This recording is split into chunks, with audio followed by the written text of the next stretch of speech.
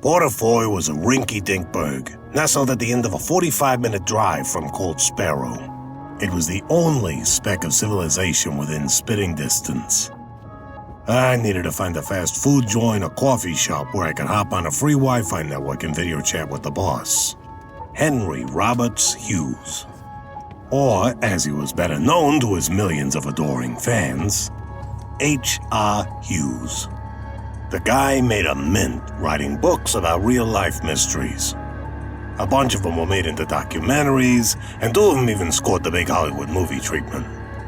What set him apart from the other true mystery writers wasn't just his knack for sniffing out leads in cold cases, but that he actually caught the shadows he chased. He'd solve puzzles others had left for impossible, piecing them together with a detective's intuition and a scholar's insight. Yet he didn't do it by poking around in the field. That's where we came in. Hues always hired research teams to supply him with the information he needed to break a case. Since making it big, he'd taken to using famous gumshoes to do his dirty work. The last team was made up of Barry and Margaret Higgins, the married treasure hunters who'd struck fame by discovering the remains of the Siren's Scream, the ship of the infamous pirate Grizzled Garrett Black. Hues hired him to help locate the body of Tony the Tiger Costanciano, the Chicago crime boss who went missing shortly after Prohibition. When me, Leon, and Phylis had our own brush with fame, we made Hues' short list.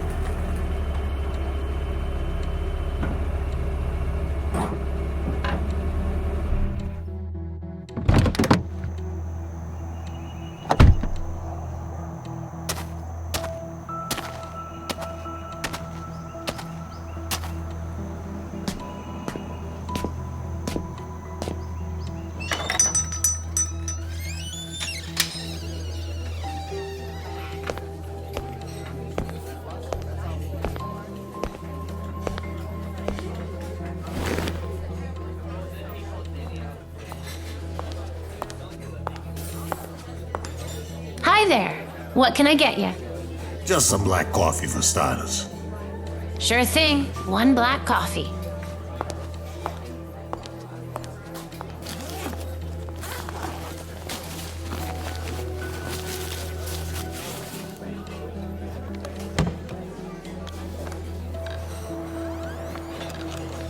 All right, Hues.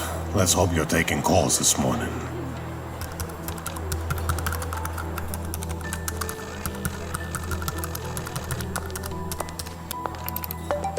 Here you are, sir.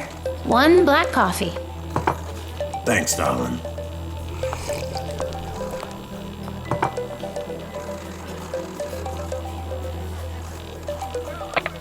Why, hello there. I was hoping I'd hear from you today.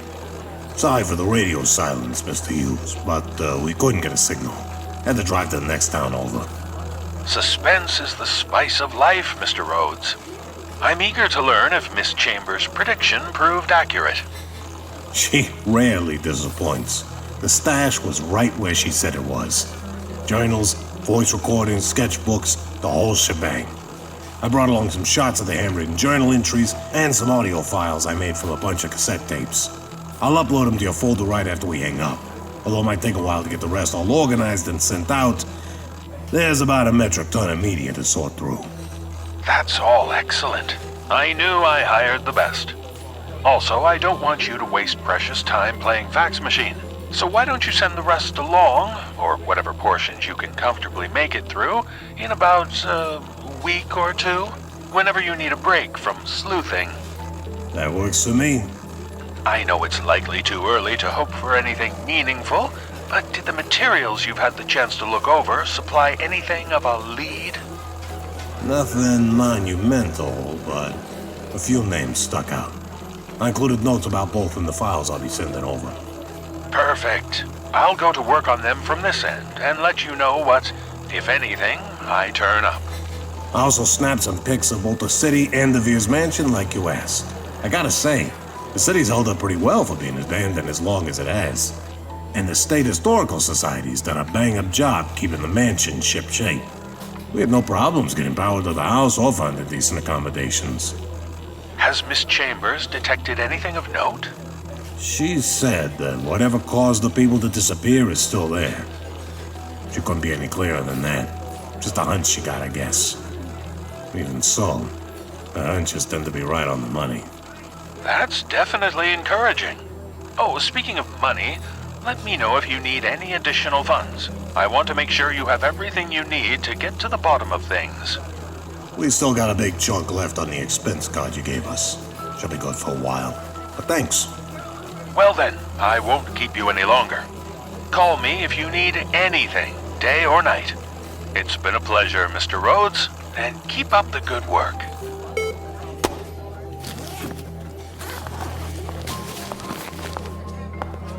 I didn't want to bother you while you were busy. But is there anything else I can get you? I could definitely use some breakfast. That egg, cheese, and sausage wrap looks like it'll do the job. You got it. I hope you don't mind me asking, but aren't you one of the FBI agents who busted that cult up in northern New York? The, Side family. Yeah. Is it true that a psychic helped you guys find where... Look, sweetheart, if it's all the same to you, it's really not a topic I like to talk about. But you're in luck. There might be a movie in the works, so you'll get all the details there and then some.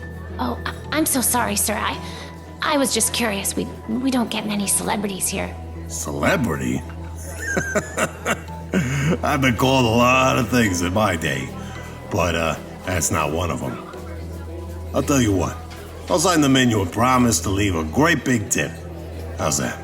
And a picture? Pretty, please. You got a deal. But after I eat, I'm starving. Absolutely. I'll be right back with your breakfast.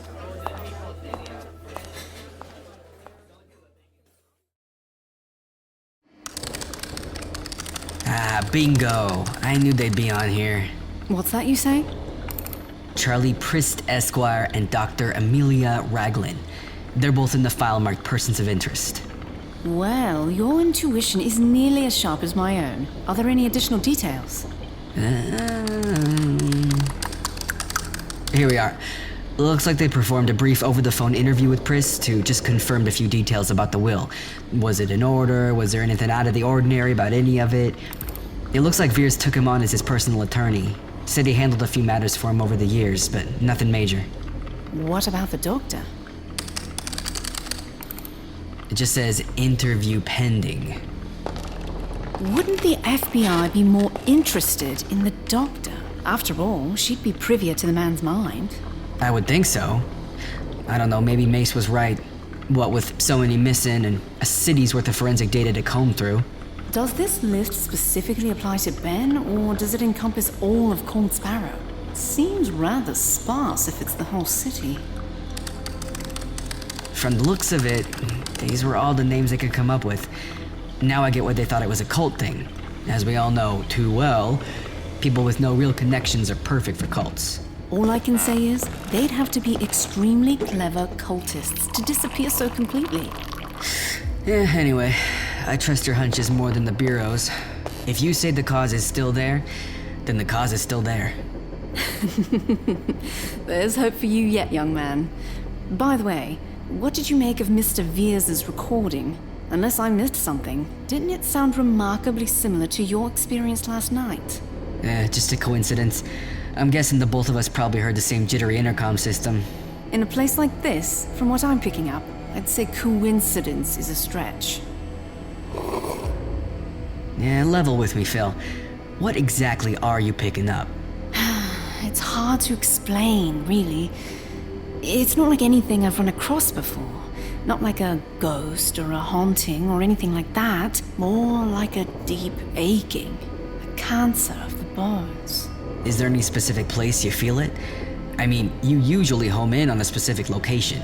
That, my boy, would be one of the things that makes this place unique. I felt it as soon as I turned onto Pitch Point Road. Though it does seem stronger in here. But I've never felt a presence, for lack of a better word, that covered an entire city. Now, I did my due diligence before coming here, researching the hell out of the place, but I didn't find much of anything. Well, nothing beyond the basic sorts of things you'd find about any city. Nothing that would explain this feeling.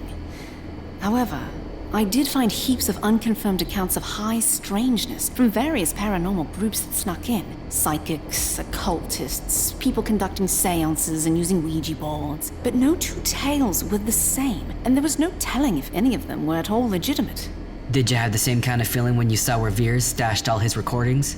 That's another oddity in and of itself. How's that? It didn't feel the same. It was like I'd been handed the information. But I thought that was how the whole thing worked. You know, ghosts sort of give you the information you want. Yes, but I can detect the spirit, feel its presence, its intent. When we sat around the table that night and I reached out, the information was just there, floating in the ether for me to snatch. It's never happened like that before. Well, in my business, former business, we call that an anonymous tip. And a lot of the time the tipper has a dog in the race. So you've always got to be a little suspicious of the scoop. Sometimes a lot suspicious. Sound advice, if a little late. But there's always next. Did you hear that? Sure did.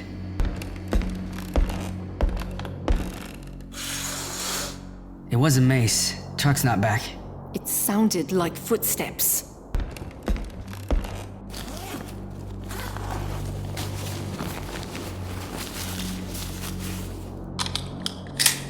It's probably nothing but a critter in the foundation settling.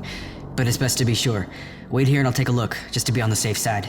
The hell I am? I'm coming with you. Alright, but just stay behind me.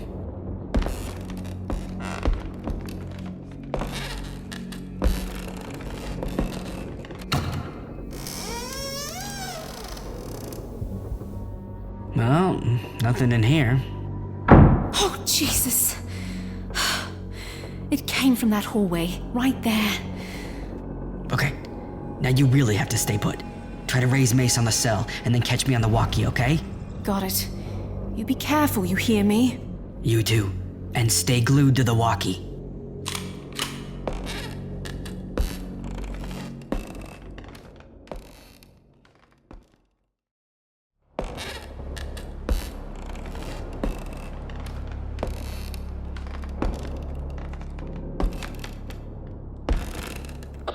No goddamn reception, so I can't get Mason on the cell. What's going on? Keep it down, Phil. Hall's clear. Coming up to the bar room.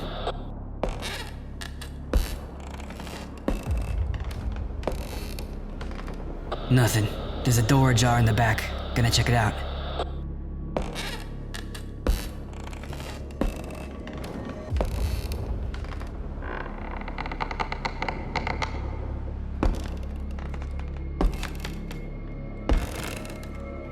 Shit.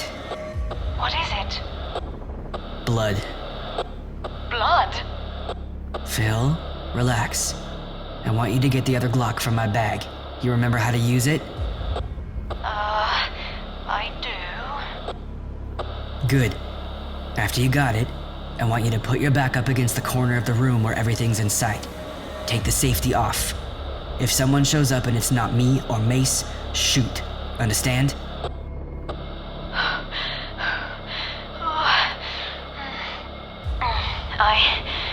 I do. Everything's gonna be okay. I'm less than a few minutes away. Now just try to breathe and relax. I can't go through this again, Leon. No, not again. It's not them, Phylis. We got them. They're gone. Now I just need you to stay quiet while I check out the next room. I'll be right back on. I won't be more than a minute. Okay. Don't be long.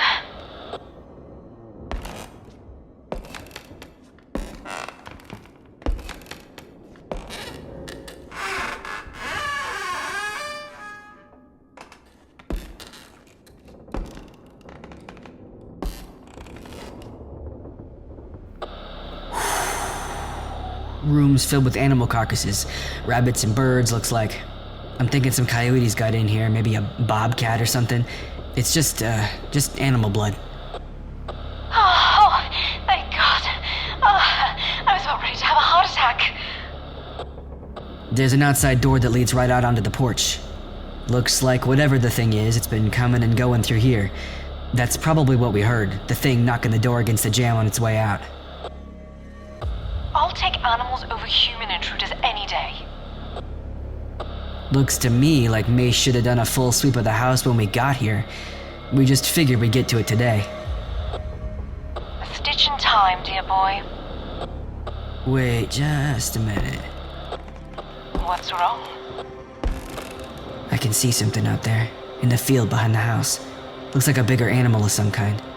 There's tall grasses and shrubs obscuring it. I'm gonna go check it out. Be careful.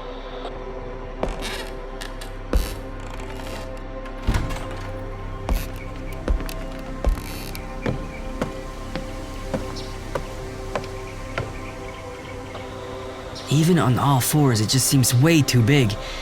Then again, it's hard to gauge at this distance. What's it doing? It's just standing out there. Could it be a bear? It's possible.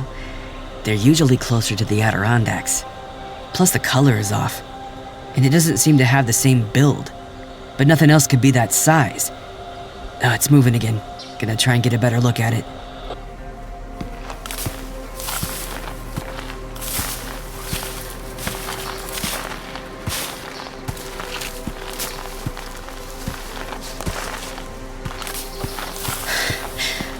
Jesus, the grass is high out here, almost up to my face.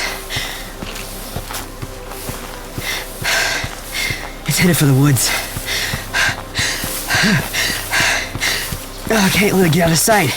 Need to get a good look at it. What the fuck is it?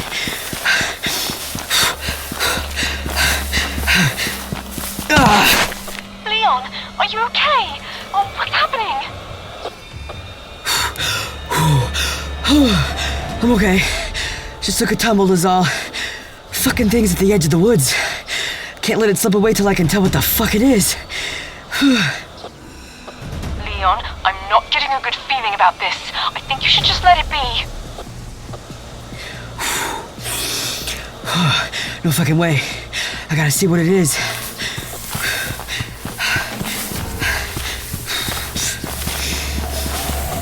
Something's wrong. I can feel it. Please, turn around. You must turn around. Do you hear me? Leon! Leon! Jesus.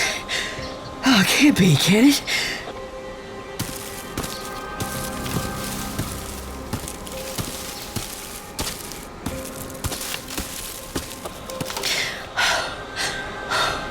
I'm in the woods. I just moved up a small hill. I'm getting close. Oh, I can't believe it. Oh, but I think I know what this is. What is it? What do you see?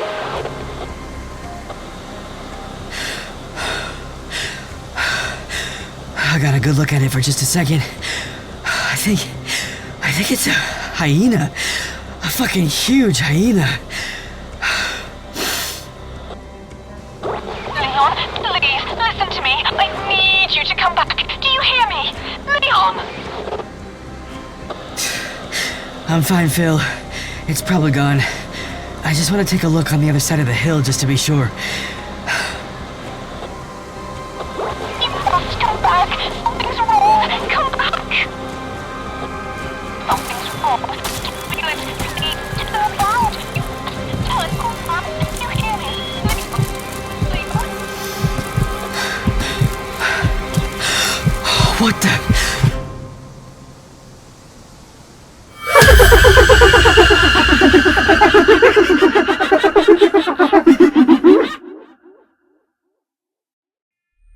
The Gentleman from Hell is a Maltopia production. Today's episode was written by Mark Anzalone and performed by Steven Zivic, Sam Stark, Aubrey Akers, and Mark Anzalone. Sound editing was completed by Steven Anzalone, and script editing was conducted by Walker Kornfeld. Be sure to rate and review us on iTunes, Spotify, or your favorite podcast platform, and follow us on Facebook, Instagram, and Twitter at Maltopia. If you want unique art and animations of Maltopia's stories, visit our YouTube page or click on the link in the show notes. And for more exclusive content such as additional lore, stories, and art, be sure to check out our Patreon at www.patreon.com/Meltopia.